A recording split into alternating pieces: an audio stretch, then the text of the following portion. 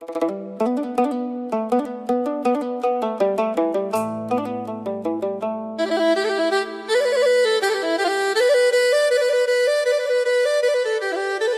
លេងចាប៉ី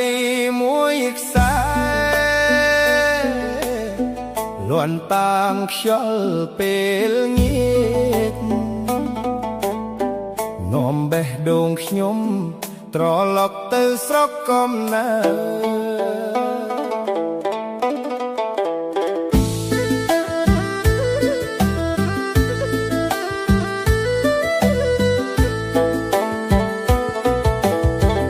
កាលពីក្មេងអង្គុយក្រោមដើមឈើ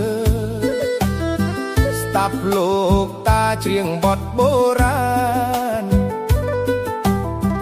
សំលេងចាប៉ីលាន់តាមខ្យល់ស្រាលរៀបរាប់រឿងរ៉ាវនៃទឹកដីខ្មែរ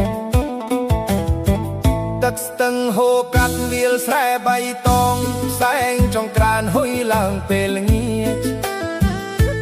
សូត្រខ្មែរបន្លឺឆ្លើយឆ្លងជាអនុស្សាវរីយ៍មិនដែលរសាត់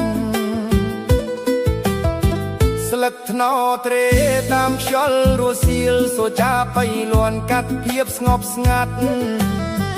គ្រប់សំនៀងមួយដោយរឿងនិទានដែលដូនតាបានសល់ទុកឲ្យកូនចៅពេលវេលាផ្លាស់ទៅផ្លូវចាស់ខ្លះក៏លែងដូចមុនតែសំឡេងមួយនេះនៅតែរស់ក្នុងបេះដូងសំឡេងចាប៉ីហៅបេះដូងខ្ញុំត្រឡប់ទៅផ្ទះសំឡេងចាប៉ៃរំលឹកស្រុកកំណើតខ្មែរ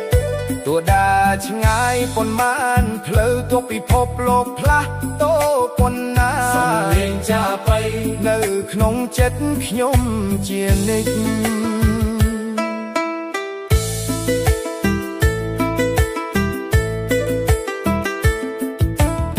ថ្ងៃនេះរស់នៅកណ្ដាលទីក្រុងជុំវិញខ្លួនពោពេញដោយពន្លឺតែពេលឮសំឡេងចាប៉ីម្ដងណាបេះដូងខ្ញុំវិលទៅថ្ងៃវ័យកុមារផ្លូវជីវិតនាំខ្ញុំដើរទៅឆ្ងាយពីភូមិឆ្ងាយពីផ្ទះតែសំឡេងចាប៉ីមិនដែលឆ្ងាយនៅតែដក់ជាប់ក្នុងបេះដូងខ្ញុំតួអាគារខ្ពស់បាំងទៅមេឃធំតួពន្លឺទីក្រុងភ្លឺជាមកាយសំឡេងចាប៉ីនៅតែបន្លឺហៅវិញ្ញាណខ្មែរឲ្យវិលត្រឡប់រឹកវាលស្រែនឹកផ្លូវដីក្រហមនឹកសំឡេងកងកែពេលភ្លៀងរលឹមនឹកស្នាមញញឹមរបស់អ្នកផ្ទះតែនៅចាំផ្លូវកូនវិលត្រឡប់បើថ្ងៃណាសំឡេងនេះបាត់តាអ្នកណានឹងចងចាំវាបើថ្ងៃណារនាតស្ងប់ស្ងាត់ប៉ាអ្នកណានឹងបន្ទោរសំនៀង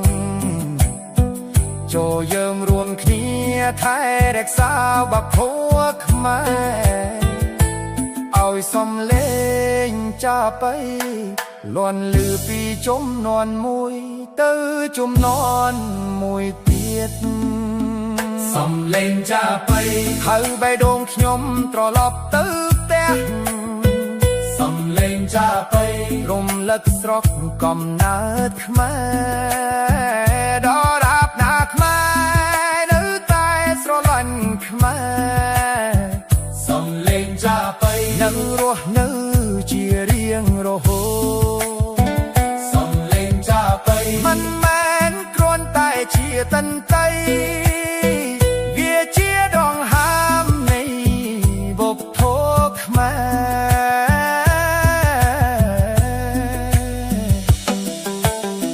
រវាជាប្រឡងនៃជាតិខ្មែរ